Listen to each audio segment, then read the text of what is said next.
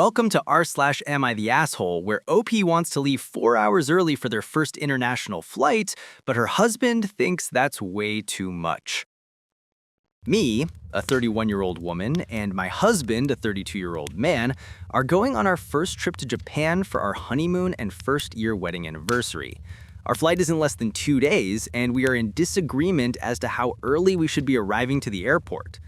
Our flight departs LAX airport at 11:30 a.m., and I want to be at the airport by 7:30 a.m. That's 4 hours before departure. He wants to be at the airport by 9:30 a.m., 2 hours before departure. For context, he has never flown international and is afraid of flying, so his anxiety is very high right now. He claims he doesn't want to end up waiting at the airport extra time before the flight because the anticipation will make his anxiety worse. I myself am anxious that if we don't allow ourselves extra time for things to go wrong and for possible traffic delays, we live 1.5 hours away from LAX, then we could end up missing our flight. For further context, I have planned this entire trip myself with very little input from him. By his choice, because he has been anxious just thinking about flying for 12 hours on a plane. I researched, purchased the tickets, booked hotels and excursions, prepared the itinerary, and arranged for our ride to and from the airport. I am adamant about arriving 4 hours early due to a stormy weather forecast, government shutdown chaos, possible traffic delays as we approach the Los Angeles area, and also to allow time to eat breakfast and relax before the flight. He says I am selfish, an asshole, and don't care about his anxiety for possibly making him wait at the airport for a longer time before the flight. Am I the asshole? All right, so down in the comments, people are saying 3 hours is the standard for international flights, and honestly, I have no idea why there's even a debate between 2 versus 4 hours. Like, come on. One person pointed out that with the government shutdown, TSA is still recovering, so 4 hours actually makes total sense. And dude, you're driving to LAX. Traffic to LAX? You need extra time for that.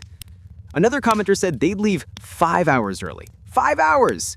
They said, Los Angeles morning traffic plus a government shutdown, and the guy who's never flown international before is being crazy risky just to avoid having breakfast at the airport. I mean, I get that he's anxious about flying, that's totally valid. But hold on. Waiting at the airport makes his anxiety worse. You know what makes anxiety way worse? Missing your flight to Japan for your honeymoon.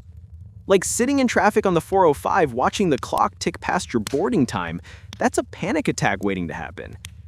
And let's talk about the effort here. You planned this entire trip, everything. Researched it, booked it, organized it because he was too anxious to help. Fair enough, I guess. But now he's calling you selfish for wanting to protect that trip? Nah, man. Here's the thing, if you show up 4 hours early and everything goes smooth, worst case scenario, you grab breakfast, walk around the terminal, maybe buy some overpriced snacks. If you show up 2 hours early and anything goes wrong, traffic jam, long security line, weather delay, literally anything, you're screwed. So yeah, your husband needs to take a breath here and realize you're looking out for both of you. Anyways, OP, you get 0 out of 5 buttholes. Your husband needs to trust your planning on this one. Better safe than sorry. All right, let's dive into the next story. So I, a 16-year-old girl, and my mom, a 51-year-old woman, went to my neurologist appointment yesterday because my migraines have been acting up like crazy lately. My mom is really into natural stuff and has given me so many vitamins and random natural stuff she's found online for me to take. She gets upset if I refuse to take them. The thing is, I'm not doing that out of disrespect. I do my own research, and some of the stuff she has me taking either won't do anything for my migraines or is too much. Like she has me taking almost 700 milligrams of magnesium a day. That's insane. I brought it up to her after doing my own research and finding that I really shouldn't be having more than 400 milligrams a day, and she got pissed at me. She also gets mad when I refuse to read the ChatGPT articles she sends me, but I don't think it's all that accurate, especially because it suggested I take 850 milligrams somehow. So when she was talking about all the prescriptions and medicines with my neurologist, my mom mentioned one of the pills she has me taking, The doctor suggested I stop taking it when my new prescription comes in because it also has magnesium in it. I decide to ask how much magnesium I should be having a day, and she says exactly what I have been telling my mom, around 350 milligrams. Here's where I was a little petty. I turned to my mom and said, "I told you so," and I was playing around, but she got for real butthurt. When we got in the car, she was pissed and didn't talk to me. I don't think I'm really the butthole because I had been telling her, but she doesn't want to listen to anything that ain't ChatGPT or anyone younger than her.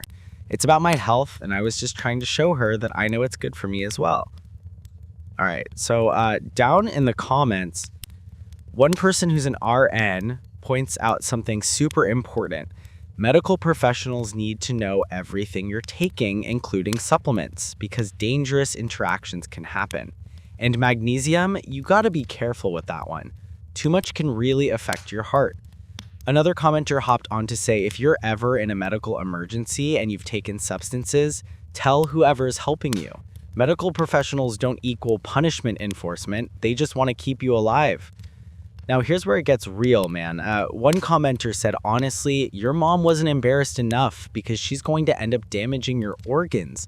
Vitamins and supplements absolutely can be toxic in the wrong dosages.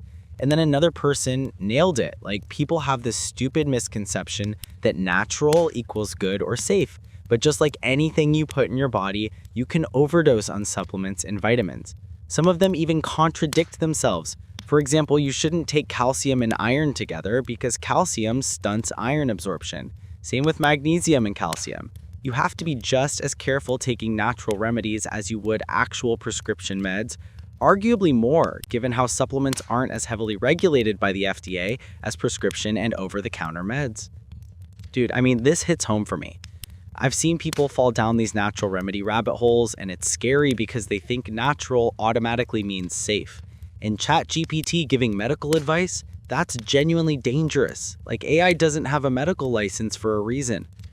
Anyways, OP, you get 0 out of 5 buttholes. You literally advocated for your own health with actual medical research backing you up. Your mom getting embarrassed was a natural consequence of ignoring medical advice. All right, let's move on to our final story. My in-laws asked my husband to go on vacation with them and said they wanted it just them and their kids, aka him and his 2 younger brothers. My husband claims they guilted him into it. Meanwhile, me and our 3 children will be left at home, and I will have to take on all the responsibilities of them. I work full-time. And during that time, our daughter has surgery on her eyes. I've been angry with him for 3 days now for agreeing to go. He thinks I should be over it by now. Is he right? All right, so the comment section went off on this one. One person said, honestly, it's one thing to leave when times are good, but his daughter has surgery. What if there are complications? As your partner, this is beyond uncool. This is a deal breaker for me. Also, how are these grandparents taking care of their grandkids by whisking away their support system? Another commenter pointed out, 11 days and he didn't even run it by you before agreeing? Did he even apologize for agreeing without consulting you? Even if he felt pressured by his parents to accept, he could easily have put them off by saying, I've got to check with OP, I'll get back to you after I talk to her. I think he's a lot happier about this turn of events than he wants you to believe. Stay mad. I really don't think I'd stay married to a guy who pulled a stunt like this. Now, this next comment, dude, it's brutal, but honestly, kind of genius. They said I'd simply ask him, can you give me the phone number of the hotel? So if the surgery goes wrong, I can get them to pass you the message that you have a blind daughter. Other than that, enjoy your time away from us all. Like, that's cold, but honestly, he needs to hear it. And then the final comment that really hits different. They said he is choosing his parents over you, but that is minor. His child is having surgery on her eyes and will be out of the country. That is the issue, and I would be talking to a divorce attorney at minimum to learn about my options. Really ponder this. How do you feel about being married to a man who abandons his children for a free vacation? That is what he is doing. I'm mad for you, don't get me wrong, but he is doing this to his children too. Your children. I hope this is a spam post because the thought makes me physically ill. Man, I mean, this one really got to me. Like, the audacity of saying he was guilted into it. You know what you should guilt him into? Being a present father when his daughter has eye surgery. 11 days in the Bahamas while your wife juggles full-time work, 3 kids, and a surgical recovery? That's not being guilted, that's making a choice. Anyways, OP, you get 0 out of 5 buttholes, your husband gets all 5. Stay angry and honestly consider what this says about your partnership. That was r/AmItheAsshole. What do you think? Let me know in the comments. That's all for today's stories. Have a great day, everyone. Don't forget to hit that subscribe button and drop a like.